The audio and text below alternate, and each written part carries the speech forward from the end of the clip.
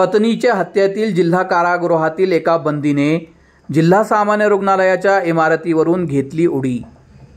पत्नीची हत्या केल्याच्या आरोपात बुलढाणा येथील जिल्हा कारागृहात असलेल्या एका बंदीने पळून जाण्याच्या उद्देशाने बुलढाणा जिल्हा सामान्य रुग्णालयाच्या दुसऱ्या मजल्यावरून उडी घातली होती। या घटनेने जिल्हा सामान्य रुग्णालय परिसरात एकच खळबळ उडाली। ही घटना काल 26 जून रोजी दुपारी 12 वाजेच्या सुमारास घडली। या प्रकरणी पळून जाणाऱ्या बंदी विरुद्ध बुलढाणा शहर पोलीस ठाण्यात गुन्हा दाखल करण्यात आला आहे। या प्रकरणी प्राप्त माहिती अशी की गणेश जाधव वय 50 वर्ष राहणार नांद्राकोडी तालुका बुलढाणा याच्यावर पत्नीची हत्या केल्याचा आरोप असल्याने बुलढाणा ग्रामीण पोलीस ठाण्यात त्याच्या विरुद्ध हत्येचा गुन्हा दाखल आहे। या प्रकरणी पोलिसांनी आरोपीला अटक केली होती।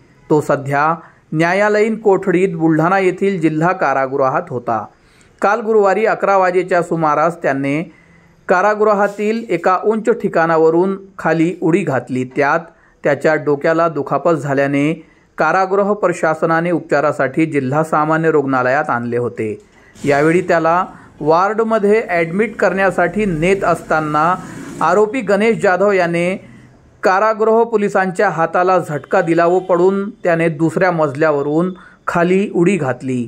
यात त्याचे दोन्ही पाय फ्रॅक्चर झाले असून सध्या जिल्हा रुग्णालयातील अतिदक्षता विभागात त्याच्यावर उपचार सुरू आहे।